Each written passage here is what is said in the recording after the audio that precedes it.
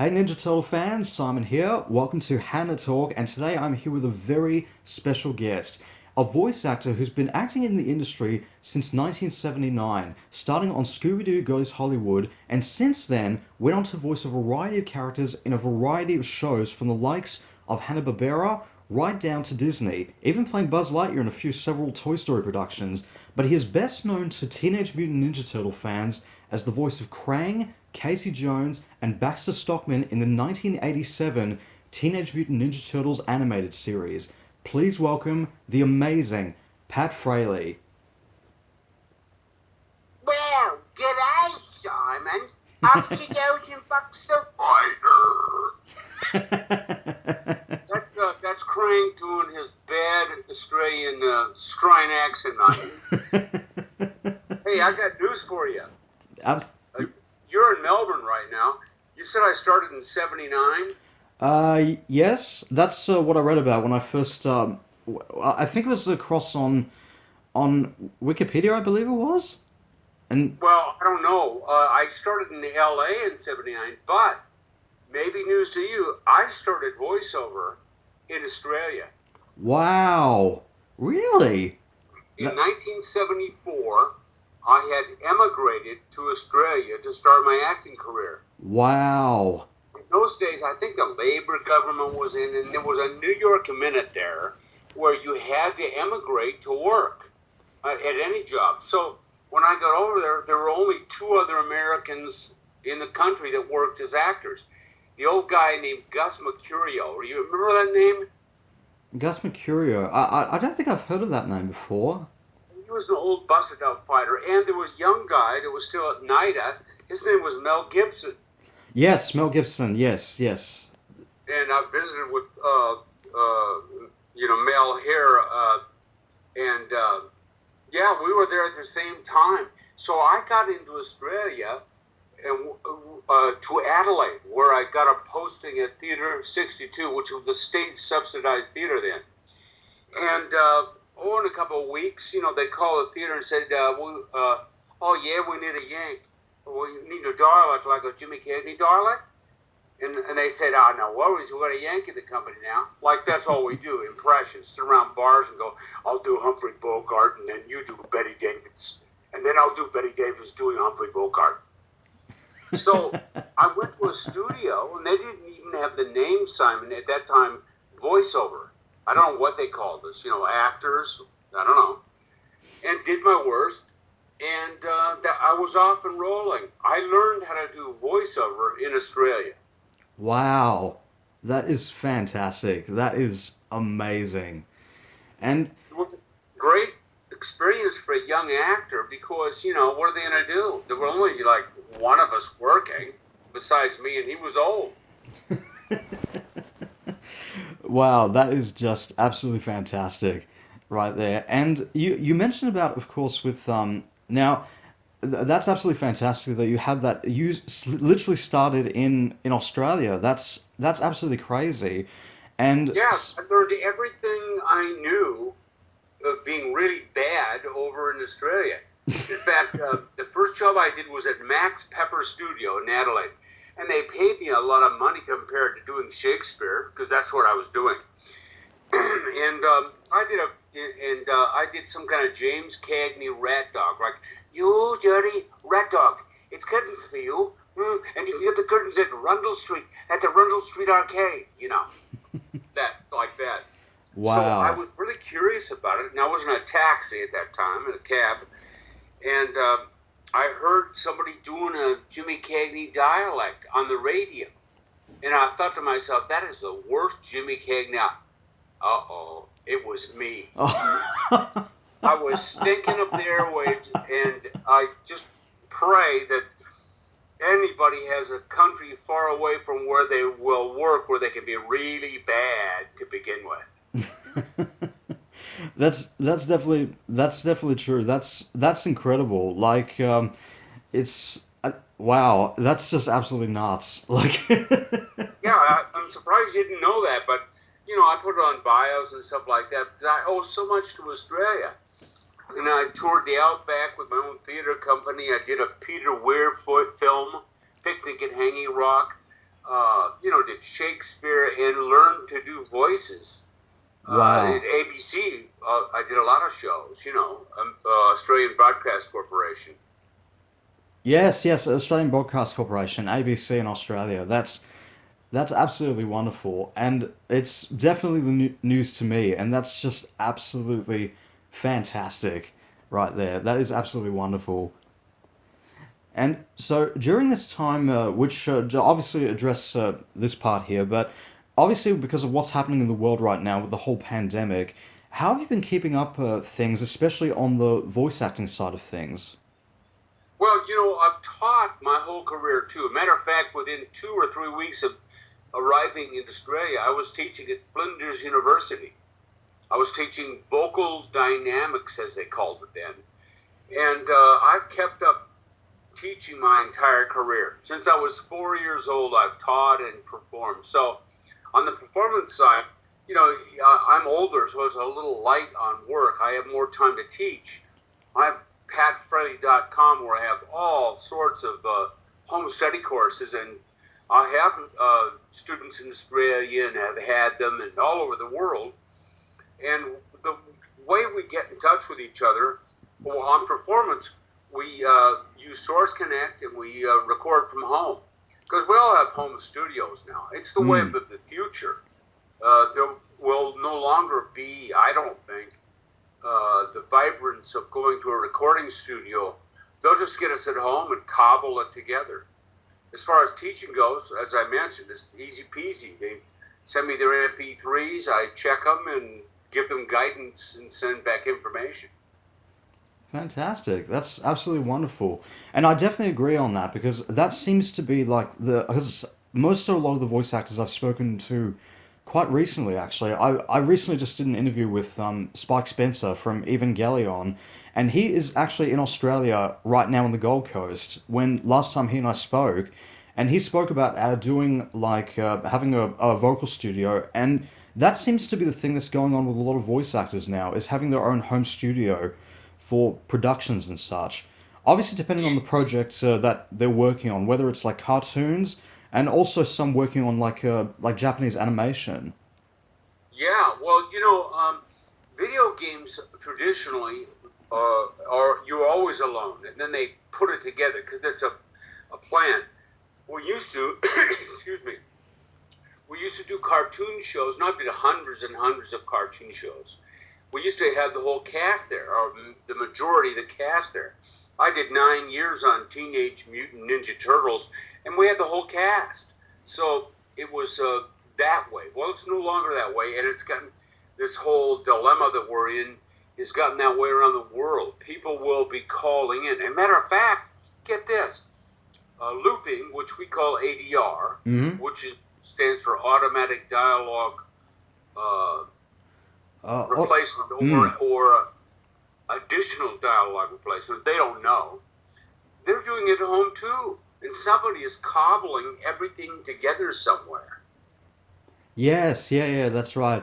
I actually did like an interview a couple of weeks back with Doug Stone where he spoke about like looping and ADR work, and that's like where a majority of the work that voice actors like in terms of like getting payment and all that kind of stuff, they seem to be doing a lot more nowadays. So Well, I don't know if they're doing a lot more, right, but okay. I'll tell you, the genre, if you look at all of them, and here I start teaching because you can't stop me. Um, the work that has not been affected really is audiobook narration Yes. because they've been doing it at home for years, and you're alone, and it really has not bothered people. Plus, they like people of age. So if you're over 40, and it's a little difficult for commercials, video games, animation, everything. Well, as you get older, they love older people because older people write books. Fantastic. And I have been hearing a lot about like many different voice actors in the industry that have starred in a lot of cartoons, but also done like Japanese animation that have posted up on social media about doing audiobooks and all that kind of stuff, which is just absolutely fantastic. Yeah, and anime doesn't pay a whole lot. Uh, Audiobooks is modest, but hey, you bypass the auditioning process to a great extent still to this day. Mm. And get a job, you're busy in the studio for a week on a book. Fantastic. That's absolutely wonderful right there. And that's definitely true. I mean, and like whatever projects come the way, they come along this way. The doors will continue to open, really.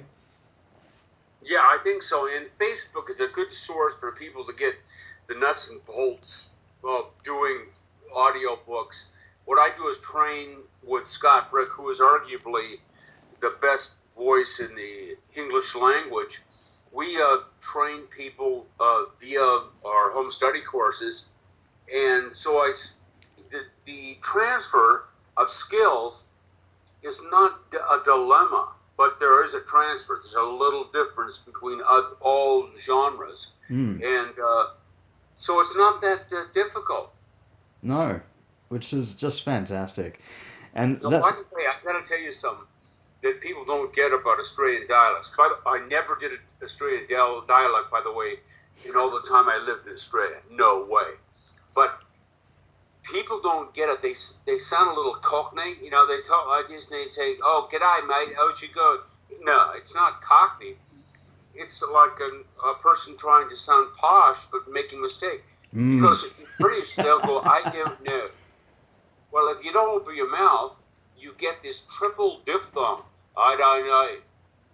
That's Australian. Yeah, yeah. Oh, wow. Yeah, yeah. I honestly had never thought about it that much because it's like when I'm watching like it's like when you watch like a film, for example, and it's like because it's like trying to hear the difference in like an Australian, British, and New Zealand accent, like all done on screen at exactly the same time. It's like unless you listen very carefully and you listen very carefully to the accents, and you'll know, and you can hear how each one of them are very distinct. It'll almost sound like Yes. it's the exact same. It's the exact same accent in some way. Well, colonial dialect. I get confused sometimes between people from South Africa and Australia. I'm not talking about the Dutch influence. I'm just talking about, an urban person. They sound like little choppy like that when they're from South Africa. When, in fact, Australia is a little looser. And they go up on the ends of sentences a lot. Hmm. In fact, when I first went over there, Simon, there was a gal I wanted to take out. And I said, "Would you like to go out to dinner?" And she went, "Yes." What's your number? 474654. Are you sure? Yes. I didn't quite get it. Wow, that's absolutely crazy, and it's definitely true on that. I think when I first kind of a while back, speaking of course, with mentioning New Zealand, is when I first heard Sam Neill speak for the first time. I actually thought for a Yeah. very long time that he was British, but then Yes. cut to discover that he's New Zealand, and I had to listen to the accent a little bit carefully. I went like, I never would have guessed New Zealand. I never would have guessed that. No. Well, I got to tell you, a lot of Australian actors and I'm trying to think of someone that oh, what's a female Australian that does a lot of British stuff? Um, Uh, Kate. Kate Blanchett. Yes, she doesn't sound Australian to me. Now Nicole Kidman does, but when you get into actors, they're taught to sound posh, Mm. and so at night I don't know what they do now, but they sound posh and pommy. So who knows? Who knows, They really? have a different influence. Although Nicole Kidman, when she's not acting, she sounds a little more Australian than Kate Blanchett. Really? Because And Sam, all New Zealanders to me sound a little more palmy than they do Australians. I that's definitely true. I mean, I've heard like a variety of a lot of different New Zealand actor accents at the time. I think it's from I think especially from a lot of the from a couple of the New Zealand actors. They've starred in several of the Star Wars productions, and I think even from like who had a very distinct New Zealand accent that I could pick up quite instantly. But there are some New Zealand actors that have accents that you pick up that you listen out for, but they don't sound New Zealand to you, which is Well, here's the thing, Simon. Dialects really have to do with who reared you and where did you grow up and who did you train with. I mean, for me, they never thought I was American because I wasn't as loud. Because at the time when I was over there and went over, the only people that had traveled abroad, and certainly to Australia, were Texans and New York Jews, two of our loudest people. So they would be very loud, or they'd be like that, you know. And so when I didn't talk loud, they thought, oh, you don't sound American, do you? So, and also my father's from the South, so I still say bread, you know, North Carolina instead of North Carolina. And I've always had a softer R because I was trained, you know, at Cornell, got an MFA in acting before I came over to Australia. And they took away my hard R. Because, you know, my mom was from Idaho, and if I'm talking to you right now like an American with a harder R, and you hear that a lot. Well, I had a softer R, so I didn't have so much difficult going what they called transatlantic, which we called that back in the day mid-Atlantic. Well, if we talk like this, and this is mid-Atlantic, to the American ear we sound British, but to your ear we just sound a little more neutral. yes, yeah, that's definitely true. That's absolutely fantastic right there. And of course, now going across into the like talking about with your acting career there, and obviously just to segue into that is you spoke a little bit about your time working in Australia, but let's start at the very beginning with this. How did you get started in acting? Well, I started when I was 4 years old, and somewhere along the line, I stopped paying, and they started paying me. But I was a kid, 4 years old, playing Army, and they loved to shoot me because I died so well. And then after I'd fall over, they'd say, what are you doing? And I go, well, okay, what you do is you roll around, you arch your back, foam in your mouth, and say, Ach von Lieber, or something like that. So I was teaching and performing all the way through my life. Wow, that's absolutely fantastic right there. Simon, being a tall, you know, white guy, reasonably good looking, the only thing we could do back then was go to theater. That's all we had. So I went through amateur theater, went to college, studied 6 years, learned how to act later. And at the time when I finished getting my MFA, I didn't want to go to New York and walk the streets. So I thought to myself, where else do they speak English? Well, Australia, sorta. And I went about a very daunting task of emigrating to Australia to do Shakespeare, because I was told I was light on Shakespeare. You can imagine that back in the day. They're light on Shakespeare. So that's what I did. And then I was over there for a while doing Shakespeare, and I was okay. Although I got to tell you, if Chekhov came along, the pilot light went out. I just couldn't do it, you know. I was born to be a little exaggerated, which helped me early on in my career, but became, you know, a challenge later. So I'm in the studio, the same studio where I started, Max Pepper, and I'm walking out, and the producer goes, "We like you." And I'm like, "Really? Why?" "Oh, you're so big. We can't get the other actors to be that big." Well, there you were. And I was in Australia, and within a few years, I was in Los Angeles doing cartoons. Wow. That's absolutely fantastic right there. And who would you consider like what you of course mentioned about starting acting when you were about 4 years old. Who would you and from then on had gone on to where you are today basically. So who would you consider to be your biggest influences? Well, when I was little, I loved a comedian called Red Skelton. And he had a television show, and he did all his characters. You know, he had a volley of characters he'd use. I also liked Jackie Gleason because he had characters. And in a sense, I think it comes from a early neuroses where I wanted to control my life, but I couldn't. But I could control a volley or my band of characters. And so that's where it came from, and where it transfers to doing cartoons, where, we'd have a 22.5-minute show and have to do 3 characters, no guests. And we had to separate our characters. Oh, they were big, but we had to do everything. And so I was perfectly in line for that as I went along. Wow, that is absolutely fantastic. And as you said about before, with having to voice multiple characters in a certain cartoon series, as you mentioned about before, this was before they did they had like special guest stars involved in a lot of those series. That actually brought to mind for me I think it was the new Scooby-Doo movies, which I think had multiple guest stars appearing Yes. on that show, like from Don Adams to Adam West and Burt Ward, I think, reprising as Batman and Robin in the series, Yeah. and Cass Elliot, and just a whole bunch, like the same people voicing the characters in cartoon format. And even I think they did that they got back to that format in the new Scooby-Doo Yes. series. So they've gone back to doing that format, which I think is fantastic. It's just absolutely Well, I'll tell you fantastic. what, yeah, and Cher, and they'd have a character in a cartoon show that looked like them.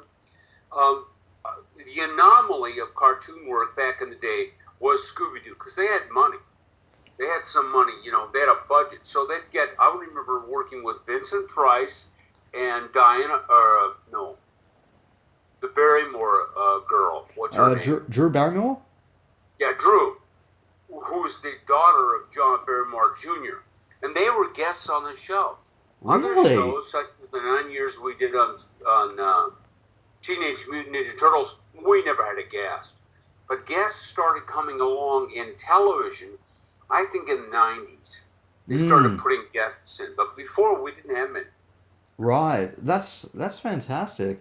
Now, as mentioned about before, with you've worked across in the industry for a very long time, and you mentioned about like, of course, with of course like audiobooks, like being one of the very few things that is not audition based. But if all the roles you've done in the past, 90% of the time been audition based?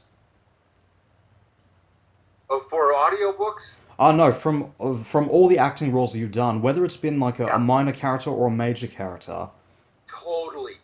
Totally. No matter what your experience, no matter who you are, you audition for a role.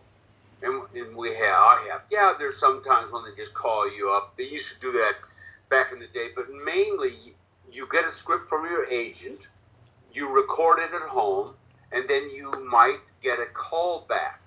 Now, the callback these days is not going to go into a studio. It used to be. But that's generally the way you get a role.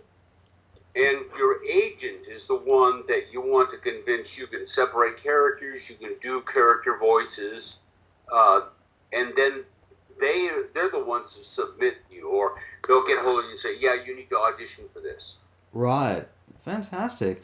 And with going across and following up from that one there is do you walk into like a series or a project expecting to play like a certain role, or is it just like a jack in the box, just not knowing what kind of role you're going to get, basically? Well, you usually do because you've auditioned for it, which doesn't mean it's going to be the same as how you audition, but you get their attention. One thing they won't teach you in NIDA, RADA, Actors Studio, anywhere, is how to get attention. There's so many casting calls. They have so many people involved these days because casting people want to make money. Or they give the casting over to somebody with no money, and they still have a lot of people to go through. So what happens is you need to get attention and give them something usually that is fully done, unique, developed, and ready to go. Mm, But right. there have been occasions where I've been cast in a show, and I get there, and I have the script, and they go, "Okay, Pat, what do you got?" Like I'm a stunt guy. I'm going to jump through a candy glass window. I don't know. So I've written down a few things I could give them, and they go, "No, not that one. That one." Okay, yeah, I like that. And so it really is quite, shocking. Mm. But I've rarely ever been in a situation where I couldn't deliver some kind of goods. Fantastic. And that's definitely true. And because as an actor who's been working in this industry for such a very long time, you have to have like you would have to have be on top of whatever role basically comes your way, really. Or that is, they say, all right, we're going to give you like a this 5 foot blob monster. Can you think you can pull Yeah. this one off? That sort of thing. Oh yeah. Well, it used to be you got a reputation for being a character voice person, Mm. and so it was a little easier. Uh, that is before 1983 when He-Man hit Monday through Friday original cartoons. Before that, Simon, it was like picking apples. You'd go into the studio in the spring. You'd work for a couple months. You'd do 13 Scooby-Doos, and that was it. You were done. It was only Saturday morning. But He-Man came out in '83 and really pulled the numbers as far as uh, uh, I'm not familiar with it, but the ratings were high. The buy went from 13 to 65, and that was the golden age for a lot of people for about 20 years, where we would get cast for 65 episodes, and so we Wow. made a lot more money. We had a lot more work, and it's changed now, and animation is all over the place because that's when we had the syndicated channels like channels 11 and 13 in the States. Now it's all over the place. Hulu, Boomerang, anywhere. You don't Mm. know what the buy will be or whatever. My agent says, don't look at residuals, just look at your fee. That's all you're really going to get. Right. That's It used to be much, much more lucrative because we tracked it and it was going to be on television all over the place. right. That's absolutely crazy right there. And that's definitely true about how much, like as you said about before, when cartoons like hit around during the 70s and the 80s at that time, but even around during the 80s at that point, which was obviously talking about with like Ninja Turtles and He-Man, for example, had started to blow up and really like help like actors, especially if you work like in terms of acting performances and all that, like get actors much more work at the time. But nowadays, it's Yeah. like it's much like you're not sure about like what the ratings are going to be like on a certain show. Like, oh, No. how long is the show gonna last for, or like that sort of thing. It's definitely true. Yeah, there's more work and everything looks better than it was. And let's not forget, no matter, I could do cartoons, ducks, dogs, and villas my whole career. It is a visual medium. Mm, A lot of times we were overkill. They didn't need, you know, Adam West, who I knew very well because we both went to the same college and lived in Idaho. I have a ranch and he had a place in Idaho. So I got to know Adam very well. But it was overkill. it You don't need Adam West to play Batman. You can get anybody. That's absolutely true about that, and it's funny because I was speaking with because I did a follow up interview with Tiffany Grant from going back to Evangelion quite a fair bit. It's almost kind of the same kind of thing where where I mentioned to her that like before Neon Genesis Evangelion hit the screen in the 90s, like anime at that point was nowhere near the level that it is today. No, I Had started my career doing anime, and it was just miserable. You know, because see, the Japanese don't do the audio recording first. What they do is do the visual, and then they bring their actors in to kind of dub over the flapping mouth. So mm, you can't follow a track if you translate it into English. You have to kind of make it up and cover the flaps. It was very, very raw back in the day. And mm. anime became popular much later, like Yes. 2000. It became, Cowboy Bebop and stuff. And I trained Crispin Freeman and some of the people who do anime. And now it's a whole deal. It's a whole different genre. It certainly has in that point. And as you mentioned about before with with casting like anybody for like the role of Batman. Like as you said before, you could put honestly Batman into any cartoon series for that matter, and they could just put any actor in there. Like it's say like, oh yeah, we don't need Adam West for this role. We can just put any actor upon this series. Where I spoke with Tiffany Grant about this, and she said that like and I spoke with this with several voice actors who said that with very big productions in animation, they think that they need to have like huge name actors to do voiceover work, like like Jamie Lee Curtis or like any really big live action actor to get people to watch animation for that matter. Whereas Right. like like Jamie Lee Curtis or like Tom Hanks in those productions where they could say, Yeah. Well, I'll tell you what the deal is, Simon.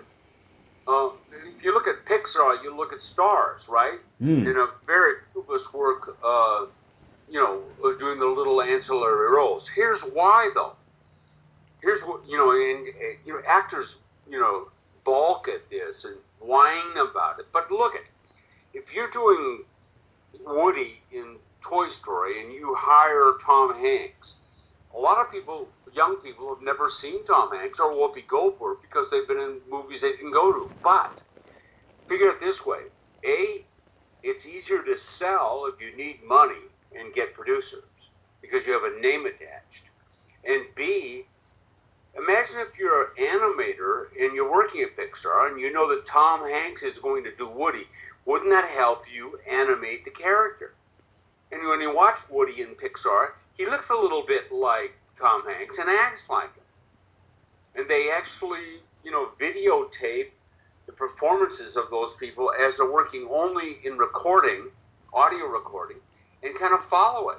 So it actually makes a little bit of sense. I can definitely see on that perspective right there for that matter because it's definitely true, but like it's definitely true on that aspect of like yes, like you'd be casting a huge name actor for an animated role, but you would have like the people that have never heard of Tom Hanks like going to see an animated project going, oh, it's a cartoon and animated series, I'm gonna go watch this. And it's Yeah. like they're already there experiencing Tom Hanks or Tim Allen or like these huge name actors for the very first time. And even like in like other animated projects where you have people within the voiceover industry, as you mentioned about before with like Crispin Freeman to Tiffany Grant to Spike Spencer, they're like they would be known to fans of those particular cartoon or anime series or even or like you for example, you'd be extremely well known to people in within that industry for that matter, but also with like to people within that industry, but also to fans of a lot of the work that you've done, like Teenage Mutant Ninja Turtles. Right, but that's a different story because it's TV, and but if you go back just a little bit to movies, Hmm. the other thing I have to point out is when you see Finding Nemo, Hmm. and who did Nemo or Uh, the girlfish? Ellen What's DeGeneres? Yeah, yes. Guess what? She's a star. Why is she a star? Because she's good. And is she? Oh yeah. Very few of those, Tim Allen, very few of those actors are not well cast. Yeah, there's the anomaly like getting somebody to play Treasure Planet, Brad Pitt, Hmm. who's not very good, or Tom Cruise, not very good at doing it. But moreover, they're cast well, they're stars already. How did they get to be stars? They're that good. Hmm. That's definitely true right there, and that's exactly it right there for that matter. It's like, and as you mentioned about before, with casting like a certain character in a series for that matter, it's as you mentioned about before, it's with finding the right actor that can pull off that role, basically. Right. And I'll just mention one other thing, because what we've talked about is sort of American generated. Pat Fraley is not going to sell one ticket, but Tim Allen will. And in America, there's a line from one movie that David Mamet, the writer, wrote. He said, one of his characters says, It's not the money. It's the money. Another movie said, that's why we named it Money. Mm. America is capitalistic. There's a lot of democracies. I mean, Australia is a democracy. In Scandinavia, they have democracies. Capitalism is a big deal in America, and money is king. Mm. So everybody wants to make money. That's true. Here.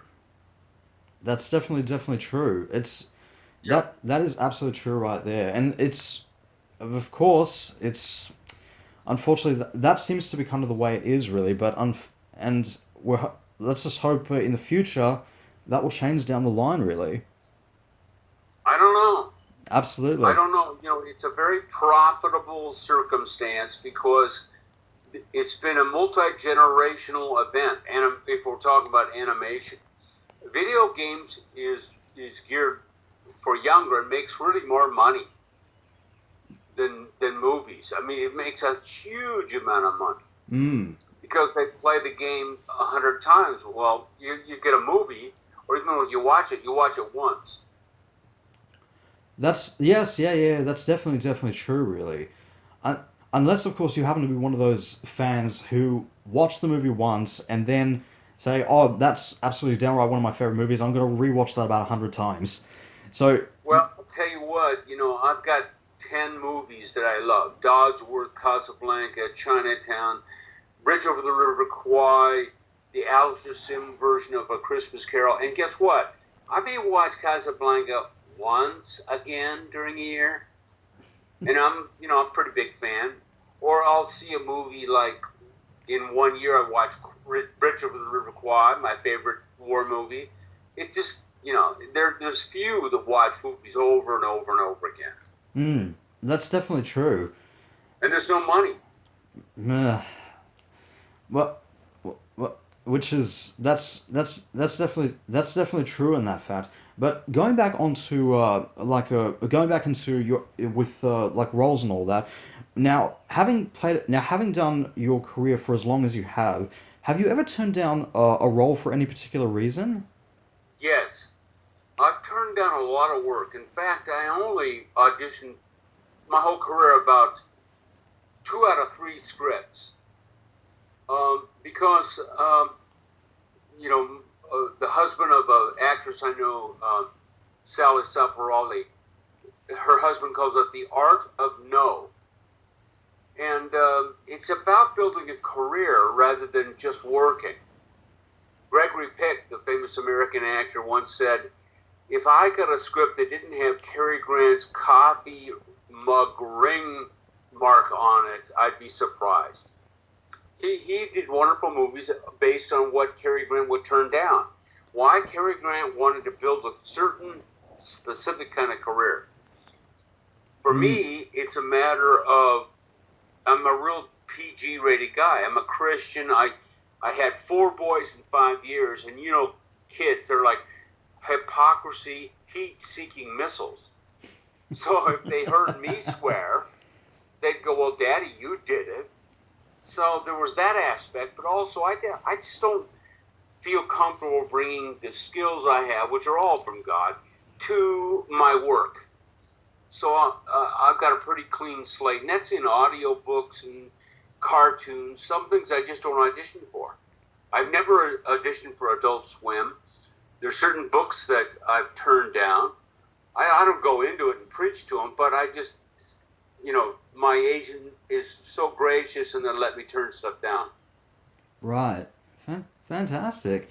Now, as mentioned about quite a fair few times, is speaking about, of course, like we were talking about with Scooby-Doo today, you had voiced several characters from across a variety of Scooby-Doo projects, from the stuff back from the cartoon series back during the 70s to the newer stuff, like What's New Scooby-Doo, back in 2003, I think it was? Yeah, it was much later. Much later. What was it like playing across like the world of Scooby-Doo? The same. Pretty much the same style. And I'll say it's wild and woolly. The characters are big like that. Some animation, they want a character that's like that.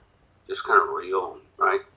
But Scooby-Doo, or, if you're playing, you wouldn't play a mug like this, if there's somebody tough. You'd play maybe like that. Just a little. He'd shoot you in the kneecap, but he wouldn't want to. Right. So subtlety didn't rule. Mm. You're pretty much the same style. And I think of Hanna Barbera as being kind of wild and woolly, big.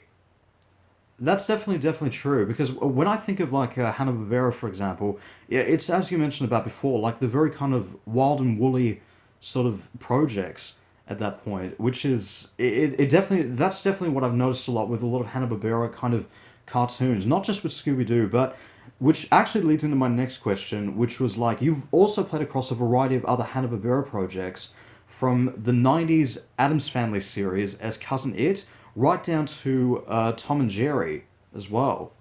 And they're known for, like, they're definitely known for, those projects were part of Hanna-Barbera, and they're known for being, as you said about before, wild and woolly. Yeah. Well, Adams Family, you talk about a star-studded cast.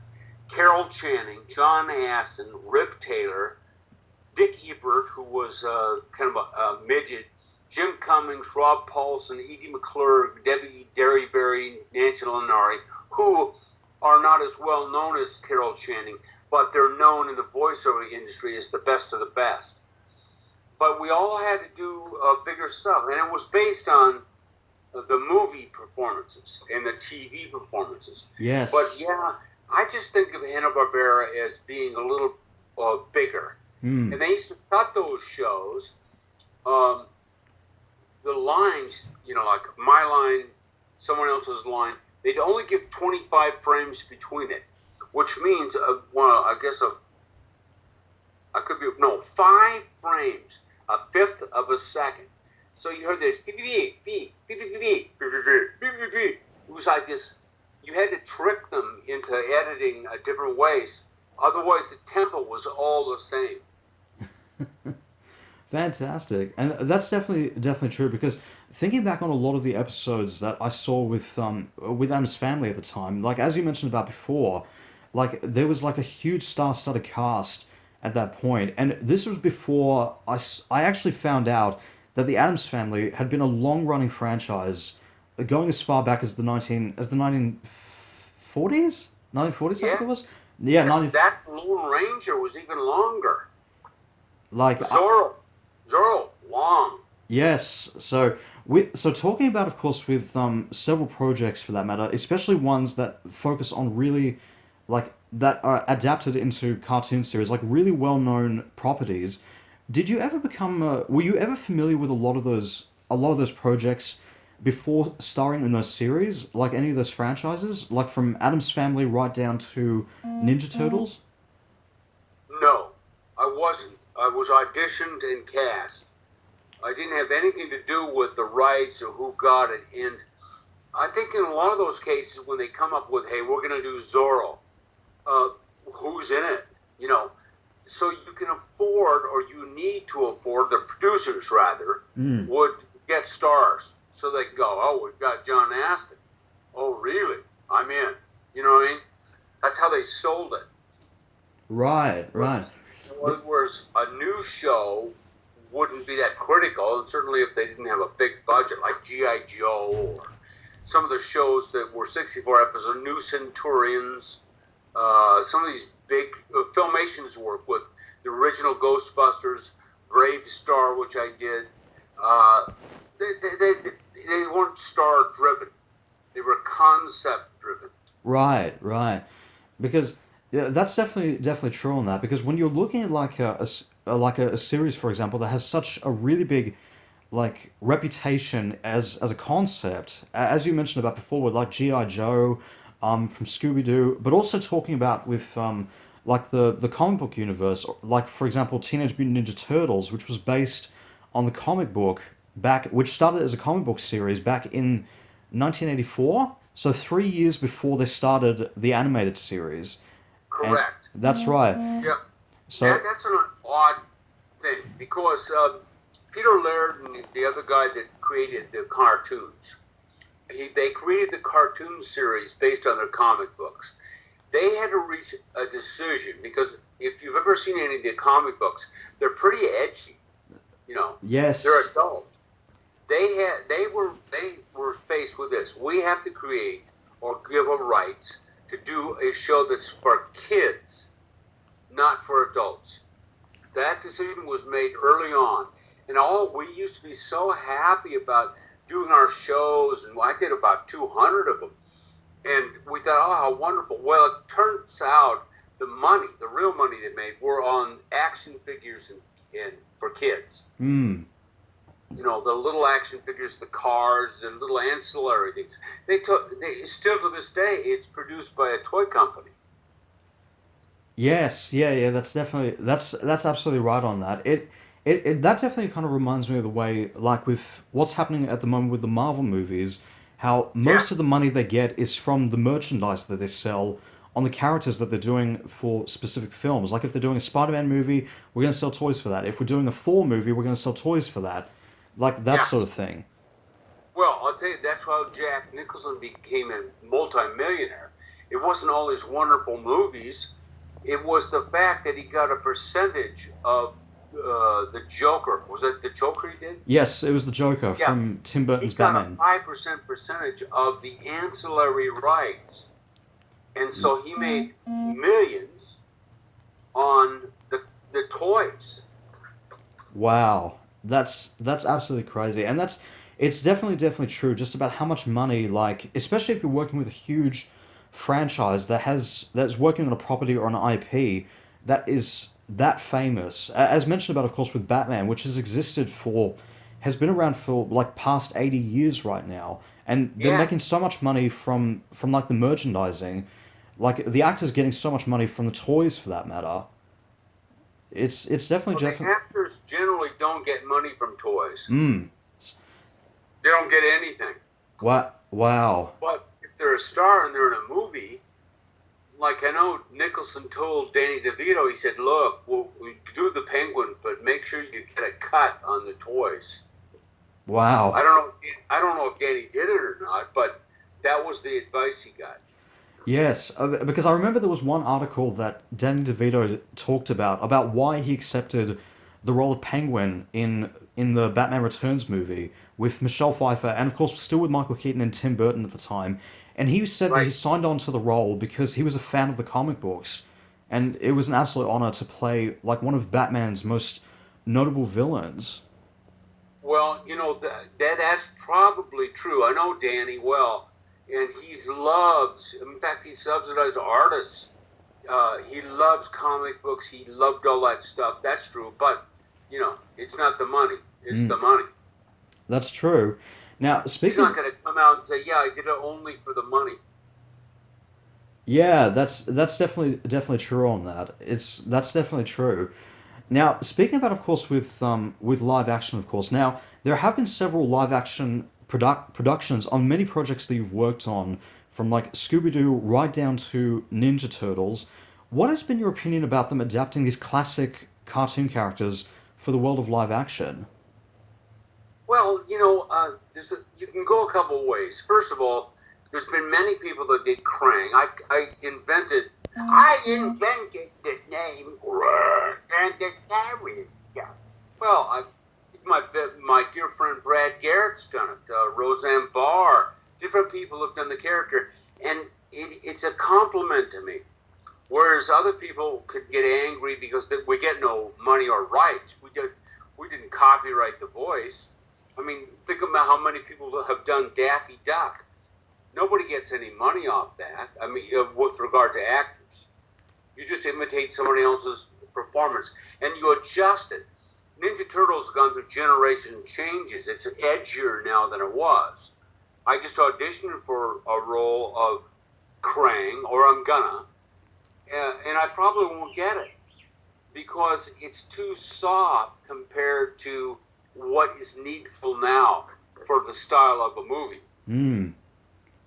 That's definitely true on that, because when I saw like the like part of the live action Ninja Turtles series at that time, having understood what the comic was about at that time, like they definitely pushed it in the more darker, grittier style that the comic Yeah. was later known for, even going into the animated series, which it hasn't pushed that far into what the comic has done, but it definitely has gotten a little bit darker as the years have gone by. Like from mentioning about before, like how starting in the '87 series, which was aimed towards more kids, to going into the 2003 series, or even like the 2012 series, that started Yes. pushing in a much more darker kind of direction.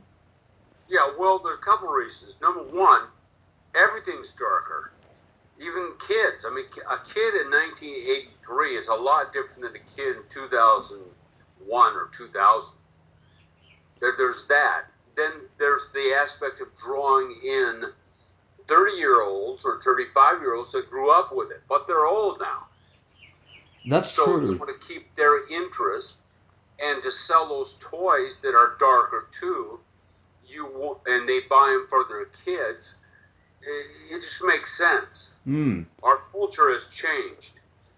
It definitely has on that in that point. It's like with speaking about, of course, with like like we were talking about with the comic book universe just now, like how with Batman at the time, like how it started back in the 1940s with Bill Finger and Bob Kane, how it started in going from into the 60s Batman series, how that was very kind of light, and then moving into the 80s when I think it was when Frank Miller wrote the story, and I think when Tim Burton did the live action movies, they Yes. transitioned into more of the darker character, and everybody that's what everybody associates when they think of they think of Batman. They think like dark, they think gritty, and you still have fans that think of the Adam West version or the 1940s version Yeah. of the comic book character.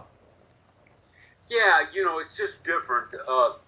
I passed on the Joker, the new film, because it was so dark. I didn't want to Wow, put that in my head. And wow. that, it just with Joaquin Phoenix, right? Yes, yes, Joaquin What, Phoenix. do I have the characters correct? Yes, Yeah. that's right, that's right. Yes, Because it's a different world. Things have changed, and I understand why. I just don't want to go to bed being angry. Big deal. that's that's definitely true about that because there have been several like and kind of slightly going off topic here for a bit, but like there have been several like productions over the years of very famous media, as we were talking about just now, that have gone through many iterations and very different tonal styles that started out like being like very kind of like in the example of Batman, for instance, like with starting out in the 1940s and then going into the 90s, like with Batman the Animated Series, and slowly as time passed on started pushing in the more darker kind of aspects of the character. But there have been several shows that have kind of pushed that have kind of taken the character still in the darker direction, but taking him back to the tone of the 60s, the comic books in the 40s, and also the Adam West series, like Batman Brave and the Bold, which to me was kind of a mixture of both those tonal styles. Yeah. Well, that's a complex issue. Mm, I don't know. Certainly going retro back to a style that's softer. That's very, very scary. For producers and people, and the money people, mm, because they're tracking culture, and culture is where the money is. that's And again, true. the adults buy the toys for the kids, Mm, so they have to deal with an adult audience more than just kids. that's true. Back, even before when I was a little boy, cereals sponsored cartoons. Well, kids ate the cereal, but bought the cereal. So, mom was softer, and mom had time. It's Mm. different. It's definitely different. That's definitely true. And it certainly has gone much different from like where it was back during that time, like a very long time ago, to where it is now, really. But it's also kind of, I think, I also consider it to be sort of an honor as well that they're bringing back, like that they're still developing like a lot of these series, going back. All right, yeah, you know what? Yeah, if we're gonna do a Batman cartoon, why don't we bring it back to the '60s aesthetic, for example? Let's bring back that '60s tone a little bit, but still honoring the darker style of that character. Or let's say we did a Superman series where we slightly pushed him a little bit darker, but still keep him as the bright, hopeful character that he is. Yeah, well, you know more about this than I do, Simon, but, everything old is new again. I recall that I did a show doing Krang on the one of the later Teenage Mutant Ninja Turtles. I think the generation before this one, right? It was a Yes, couple of years ago. yes, And that's right. I appeared as the old villain with the old turtles. So they had different styles of animation in one show.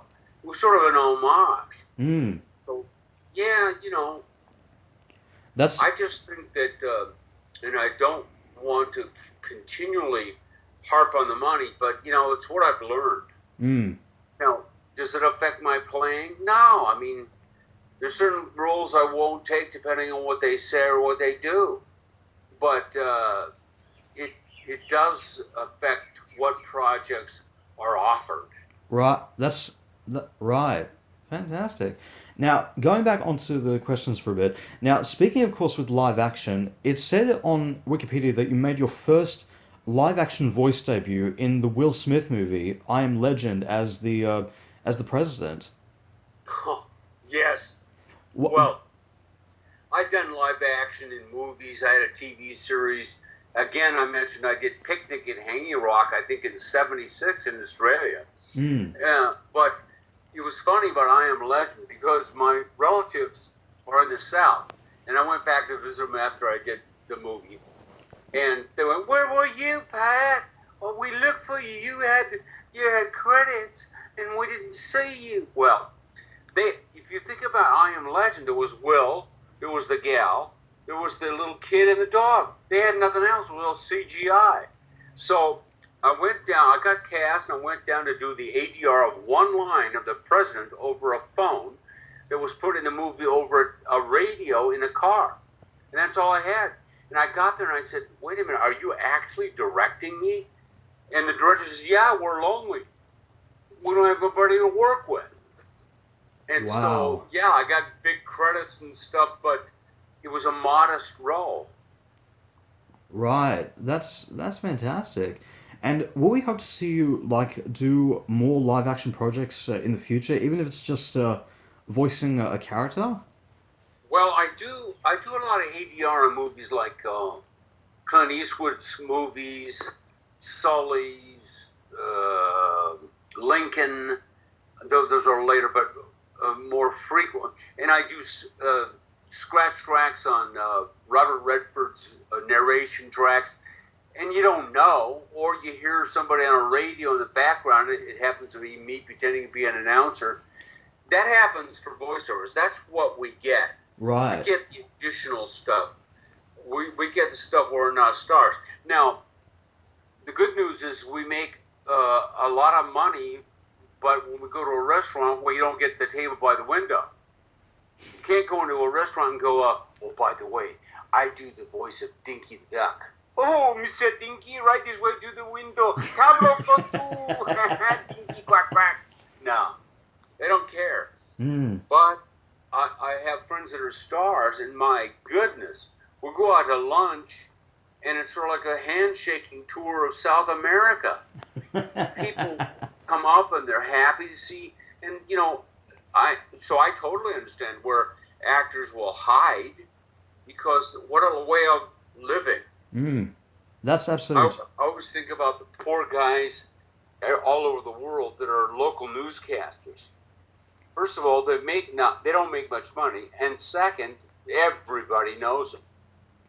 Yes, that's definitely true, and that's absolutely fantastic right there. And speaking about, of course, with really notable stars, going into a few other stuff you've worked on, you also played in the world of Disney, from shows like the '80s version of the DuckTales series to Yeah. playing Buzz Lightyear in several Toy Story productions, even acting alongside Tim Allen in Toy Story 2 as several Buzz Lightyear toys in that film. Were you quite what was it like playing across those projects, and were you quite nervous playing alongside Tim Allen? Well, first of all, I got cast, and it wasn't a marriage made in heaven, but I did 9 years doing all the toys for Buzz Lightyear, which was terrific, because I got as much money as the guy that played Woody. funny story. Most of the classic characters, Goofy, Mickey, Minnie, they make about $800 every time they open their mouth. They go in and they quack a couple times, or they do a long 2-hour script. They make it $800. So when I got cast, I figured, okay, good, $800. Well, it turns out that Tom Hanks had made a deal with Pixar that only his brother, Jim, would do Woody. Wow. Other than, on camera or during the cartoon. Well, his agent heard about this. And, oh, by the way, I got to tell you, I signed or agreed to what was called a favored nations contract. And that means you can't jump up your price over the other guy. It's a way of protecting producers. Well, the minute the agent heard about Jim would do all of the Woody lines, his price went up to $2,700 plus 10 per time he said anything. And so I had to go up with him. So I made, scads of money doing nothing. Going to infinity and beyond. And then they'd marry that to another toy, to another toy, to another toy. It got to so my agent would just call and she'd hum the song, I Want My MTV. The money's for nothing, the checks for free, and hang up, and I knew I made money. Wow. And so that was a little unusual, but it's a fun story.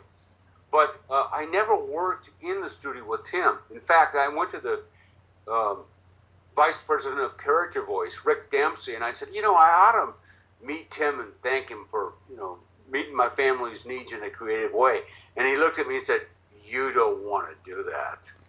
Whoa. Because he was mad his brother wasn't doing his voice, So I've never met Tim. I've met other people, but not Tim.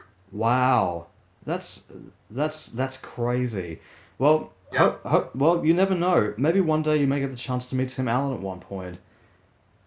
Yeah, I probably won't bring it up. Fantastic. Now, speaking about, of course, as we were talking about with more modern style cartoons of a lot of these series you worked on. Now, as we all know, speaking about with DuckTales, they have the new modern day DuckTales series that I think they had back in 2017, I think it was. Maybe. Maybe. I'm not sure. I haven't done that one. I worked on the original one, and Tailspin. You still there? I clicked something. Yeah, that's. You all right? Yeah, okay, I think that. Good. I think that was it. I think that was it right there. Well, we hope to see you. I'm not sure about that. And there's different styles. I've done several Disney projects. Disney's always been really good to work with, by the way. And they have a reputation for being cheap, but they're not. Fantastic. And speaking of that, of course, as I said, with the modern day versions of a lot of these classic cartoon characters, will we hope to see you make an appearance in the modern version of DuckTales, or even the next Ninja Turtle series? Maybe. I don't know. I never know what they're going to look for. As I mentioned, I'm just going to audition for Krang, which I did years ago, and done so many shows. But that doesn't, is it Michael Bay that produced or directed the live action? His name is Bay. I think it's Michael Bay. Michael Bay, yes. Michael Bay. He hates my Krang.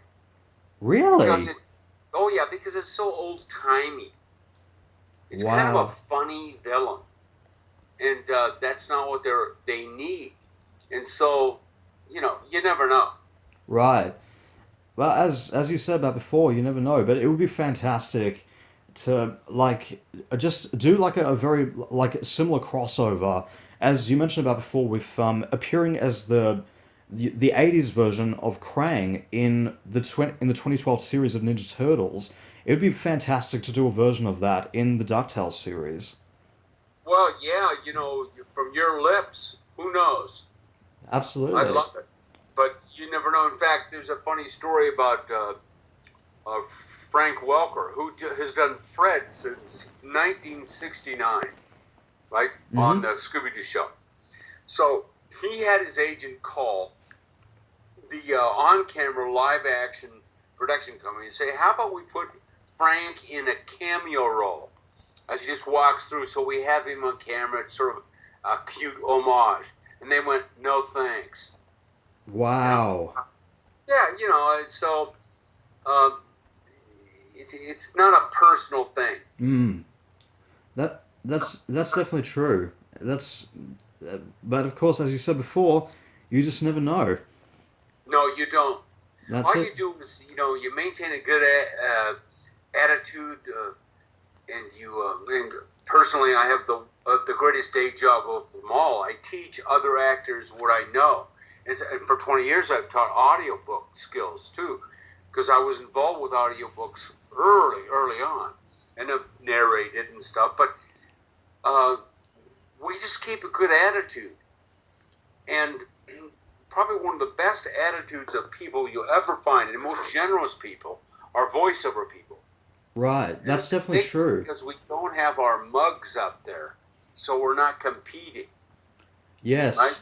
That's definitely true. There's no such thing as a voiceover person with any modicum of success that isn't highly skilled. We don't get in there. I've seen the shortest people with the highest lips and the worst toupees in the world in voiceover. So, you look at Mel Blanc. I mean, he would look like a frog. But it's all about skills. That's absolutely true about that.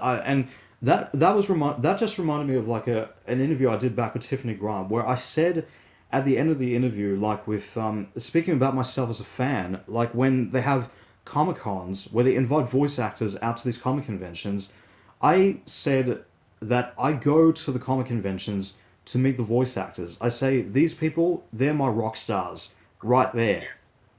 Well, bless your heart. Yeah, that's found by many people that do conventions.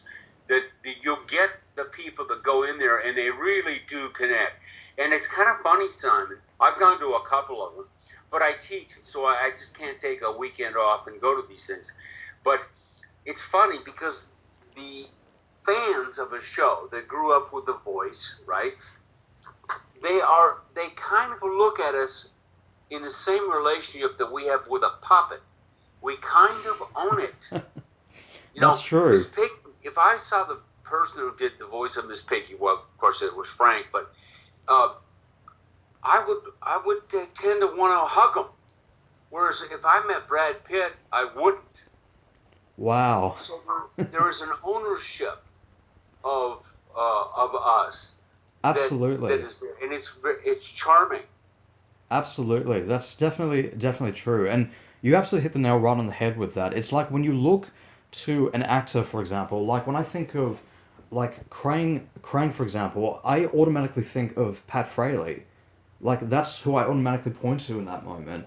And when I think of like for example like talking about of course with the Marvel universe, it's like when you look to Iron Man, you think of Robert Downey Jr. or when you think Right. of like Thor, you think of Chris Hemsworth. Yes. Well, I'll tell you what. It's kind of a funny thing. I don't do conventions much. I have with the Turtles. Why? Because the Turtles are the heroes. Krang, no matter how many people loved him and he's got this cult following and everything, he was the villain. And so I often thought I'll have a sign over my signing table where I sign my name that says, Krang, the villain you hate to love. That's Because, fantastic. no matter what you do, the villains are always needful and necessary, but they never get the press. That's definitely true on that. And like, that's fantastic though. And like, well, you never know. One day we may end up because there have been many different voice actors over the years that have played villains that I have seen come up to that I have seen appear at comic conventions. For example, like I think Roger L. Jackson, who did Mojo Jojo, Oh, and yeah. yeah, Yeah, Roger is a phenomenally talented guy and did the voice of, what was it called, that movie where he did the voice? Scream. Yes. But also, get this, I went to a convention in Philadelphia, and I was there with my cousin, Cam Clark, who did Leonardo. And we had Alvin Oppenheimer there, who just turned 90, by the way. Now, he did Skeletor. Okay, he's a villain. I'm next to him. I'm pulling, a few $1,000s. he's making tens of thousands signing. Wow. People love that character. So, it's not necessarily my story about a villain, but there's anomalies. There's different things. They love him. Absolutely, and that's fantastic right there. That's absolutely wonderful. In that, now speaking about, of course, with the comic book universe, as we were mentioning about today, like you played across a variety of shows in that world from both Marvel and DC. What was it like stepping into that world? Well, it was lovely when my first role as a continuing character was on The Incredible Hulk. I played Major Talbot, the guy that is nasty, that he doesn't like the Hulk and is always after him. Well, I got in there, and there's a guy that's doing the opening to all our shows, a guy named Stan Lee. Wow. So I got to be in the same studio with Stan Lee. Also, I got him to direct us on a pilot he did a little later. And so that's a thrill for me. I love that. I did Incredible Hulk with Mark Hamill and Kathy Ireland, the model, and they come into the world, these stars like Elliot Gould and Dana Delaney and Ron Perlman, wonderful actors, but they come into our world and they're kind of agog at what we have to do and what we do. And so I have wonderful relationships with Lily Tomlin and Bonnie Hunt, because they've come into the cartoon world. They dip in and out, and they're so appreciative of our work. Fantastic. That is just wonderful right there. That is absolutely fantastic, especially getting the chance to work with the man that helped start, that was responsible Yeah. for Marvel, essentially. That's absolutely fantastic. That guy is a superstar to me. Absolutely, that's definitely true. Now, speaking about, of course, with Marvel, now, as we all know, Marvel Studios have recently gotten the rights back to the X-Men and Fantastic Four. Are there any particular characters or stories from either Marvel or DC that you want to see brought into the live-action world? Well, I like the X-Men, and it has been, but I like the concept of these strange characters. And so that DC, of course, you're talking about Superman, you're talking about Batman, right? Mm-hmm. So they've been done, but X-Men, I did the pilot of that on cartoon. I liked the way it looked. And so I'm thinking, that would be a pretty cool cartoon. But maybe it's a lot of money to animate all those characters, you see. They don't like to spend a lot of money. Yeah, that's definitely true on that, because there have been, as you mentioned about before, yeah, that's definitely true, because up until around that point, like most of the stuff that we've seen from the X-Men characters has been through, like from the X-Men 90s series to Evolution, and also from the live action movies. But of course, as we all know, because Marvel recently having just gotten the rights back, and I think there was the report going about that they're planning on doing a revival of the X-Men 90s series. Right. I think bringing back most of the same cast members from the actual TV series as well. So, as even though they did say before that they're not planning on going back to X-Men for quite some time, because they just gotten the rights back, they just want to make people forget about the last couple of films that had just been done. They said we just want to restart everything, we want to reboot everything from the ground up. And Right. I think I definitely want to see, I think, more characters that haven't been done on screen before. I think I would really, I mean, just like when they did Deadpool quite recently with Ryan. They had done Deadpool back in 2016 with Right. Ryan Reynolds. I would love to see more of his cast of characters, I think, involved in the series, and even like other types of Marvel characters that we haven't seen on screen before. Yeah, well, one thing I'll bring up, Simon, is that things have changed as far as like the way it goes. Now, forget about Corona-19. When people went to theaters, right, and they will again, uh, the front money, the money that they get back from their investment, comes from overseas first. The movies open in China and Japan first. Then they go back to America and Australia for their runs and they make up more profit. Mm. Now, the reason why Marvel movies and action Avenger movies do well is because there's very little dialogue in them. And at this time, China is not able to do CGI to the effect that we can. And Australia as well. They can't do it. So they don't have to listen to a lot of dialogue, and they see a lot of fireworks. So it's popular right now. Absolutely, and that's definitely true, and it will continue to be like popular for a very long time. Yes. Absolutely. Now, very little dialogue, a lot of action. Absolutely, and as you mentioned about before, like with one speaking about, of course, with Michael Bay, like there can be films or productions out there that can be very little dialogue and all action, and there's Michael Bay who's all action and no dialogue. Yeah. Well, we're living in the true golden age of TV as well. Mm. So many projects are so well written and are available on Netflix and available on Amazon Prime. They're available. The writing's better. They're longer. They don't have that pressure of getting a movie done under 2 hours. And so it's different now. Absolutely. And mainly, everything's melodrama, but the performances are not melodrama. They're contemporary realism. That's definitely true on that. I mean, it was just like when I think, well, speaking of that, of course, as mentioned about, of course, with TV at the moment, because that's where a lot of these big IP are starting to head in at the moment, as opposed to films now. Like with, that's definitely true. Like with how a few years back, like how they had done the revival of the Young Justice series, with doing a revival of that series in season 3. Because it had cancelled, I think, just after season 2, and now they've just done a revival of Star Wars: The Clone Wars, doing the final season, season 7. So that's all television stuff. It's like it's amazing.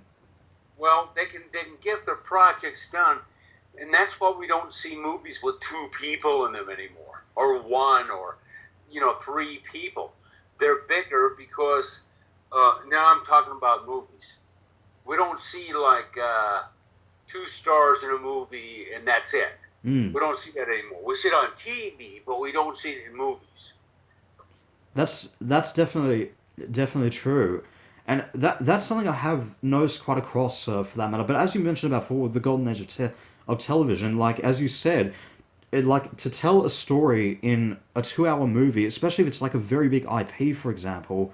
Like in the case of Ninja Turtles or Batman or G.I. Joe, to tell a story in 2 hours or even 2.5 hours of such a classic IP is like it's difficult. It's very, very difficult. Whereas with television, on the other hand, especially if you're doing animation or live action, you're able to nail those characters perfectly, depending on who is working on that. The series. I'm sorry, I interrupted you.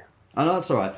Like, because especially if you have people working on the project that are fans of those IP and are passionate about it as well. Yeah, well, I just saw Bosch, and it was 9 episodes, and that's got to be 9 hours. Mm. It's rather like English TV, where they may do a whole season. It's only 3 episodes, but it's like 8 hours long, 7 hours long. And it's one story. Whoa, there's subplots and there's this and that, but it's different. It's different. It definitely is different. The formula of 90 minutes for movies in America, and it got up to 2 hours. It's about 2 now, but that's it. That's definitely true. In fact, I think I remember there was one quote that James Gunn talked about with the way that movies have been done in the past versus where they are now. Not just talking about comic book movies or even movies with really big IP, but just films in general, where he said, and I'm probably paraphrasing him on this one, where he said, and I would say that like back then when they used to work on films, is that they would get the script written up before they would even start filming the movie. Like once we get the script up and we were really happy with it, then we would go make that movie. So the storylines were a lot better. We'd focus so much on getting the script and the screenplay done absolutely to the best of our ability. Whereas today, you have these corporate people going in a business, in the film business, saying, "Oh yeah, we want to work on this film IP and work on this and release it by this date." So the scripts would be Yeah. would be rushed, and like he said, I think that has destroyed the quality of films nowadays. Well, I'll tell you, if you watch bloopers, on YouTube or something, I don't know, you get them somewhere, right? Yeah, that's right. Yes. You'll notice that when they shoot digital, and most everything is shot digital, they'll keep going. They keep rolling. It doesn't matter. It doesn't cost them anything to roll. It used to be cut, print, check the gate. So they had to be more conservative about what they shot and kept. That's And true. print by the director meant, okay, that's the take out of the 5 we did, or 50 or 2. That's what they kept. And Right. so that's different now, Mm. where they get the actors warmed up and they keep going, or they flub and they go back to their position. Certainly with TV, but certainly with movies now. So everything's changed. And, as far as people getting involved and fussing with the project, I don't know about that. Right. I'll take your word for it, probably. That's definitely true, and I think it also just depends as well on obviously with the quote that James Gunn was talking about was, I think, specific to all kinds of movies, but not just with comic book films, which has become like the thing that everyone has gone to nowadays, like more superhero, more comic book kind of stuff, because that's become more popular Yeah. in terms of film and everything. And it's like you have, it's like as mentioned about before, like with like for example, they set a release date to a film on a really big Okay. IP like Spider-Man, for example, or let's say Ninja Turtles. Like say, oh yeah, we want to get it released up in about by next year on this date here. You think you can get a script and filmed in that time? And they said probably. Not sure about how like if it's going to be up to the level that we're hoping it's going to be. Yeah, I don't know. I do know the pressured on time and the idea of delivery time and coinciding with stuff. I remember it's been around a long time. I know that when I did Brave Star, which was a 65 episode futuristic Western, I thought, oh, it's a pretty good concept. Good show. They got distribution of the Brave Star doll in all the toy company outlets before the first movie arrived before the series. And it killed it because nobody bought anything. They didn't know who the heck Brave Star was. And so they're very careful now about when they distribute toys, who buys them, how they sell them. So we have a movie coming out. They actually sell toys and actually action figures prior to the release. So they release on the perfect date. Mm, that's definitely true, It's a business. absolutely, that's definitely true on that. Now, going into the final two questions, which was where do you see yourself, where do you hope to see yourself with regards to acting in the long run? And without getting into any spoilers, what's next for Pat Fraley for the fans to know about? Well, what's next for me, because I'm of an age, I'm teaching. And I continue to teach and share what I've learned, and that's how I make a living. The short answer to that is, what's next for me? Death. Yeah. I have no idea. I do know that actors work less when they get older. There's less scripts available for them to play older. Plus, people don't like to work with older people. They're kind of creepy. I mean, I think one of the major companies like Amazon or someone like that has fired everybody that's over 50. They don't want them around. Wow. It's just the way it is, and it's no problem. It's just the way life is. Now, we tend to look at the handful of older actors that are working still, and we don't look at the major picture. Everybody is younger. You know, Hmm.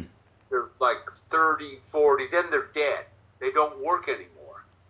And then we get maybe Bill Shallard or Shatner or the guy that plays Picard. What is his name, the actor? Patrick Stewart. Yeah, he's got to be what, 50? I think he's probably in his 70s, I think.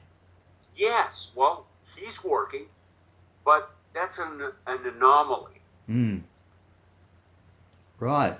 Well, as you said about before, you just never know. Hopefully, we'll see you in the next the new DuckTales series or the next Ninja Turtle series that comes our way, or even like a G.I. Joe series. Yeah, I'd love it. Or continue to teach people how to do it. Because Absolutely. there's all sorts of skills. Let me tell you this, we'll wrap it up with this, Simon. There's a lot of good people out there, but good has to be sold over and over again. If you're excellent, which is only 10% higher than the 80% say on good, excellence sells itself. It's why we know how to pronounce Zellweger and Malkovich, because they're that excellent. Absolutely. And that's fantastic advice right there. That's absolutely wonderful. Pat Fraley, thank you so much. It's been an absolute honor. Well, it's been a pleasure for me to talk to you. You know, today I was in a shower of all my days, as Dylan Thomas would say, because, you know, I worked with Frank Thring, who lived in Melbourne. I really started my career in Australia. I owe so much to the Australian people and also the opportunities they gave me as a young man. Because I was, 25, 26 when I started working there. And I've always felt a kinship to Australia because of that. And that's absolutely wonderful. And that really does warm my heart right there. And that's fantastic that you owe so much to our country for giving us that little bit into your career, and will continue to do so. Absolutely. And is there anything you would like to say to the fans out there in Australia and in the world? No, not really. I'm pleased of the interest. I'm pleased that we have so many good Australian actors and some British actors that take roles here. I mean, this is an international world, good, bad, and ugly. We're all going through the same problem with coronavirus 19. I'll pop on my mask when we finish and go down to the local store. We're all have that adversity, but we also have the ability to get together, and should have the ability not to get too nationalistic about who owns what. Absolutely, and that's absolutely fantastic right there. That's really, really wonderful. Thank you so much, Pat. It's My been pleasure, Simon. Thank you very much. Well, guys, if you'd like to find out more about Pat Fraley, you can check out the links to his website and all the other links that I will put down below in the description once this interview is up on YouTube. And don't forget to subscribe to HannaTalk and follow me on both Facebook and Twitter.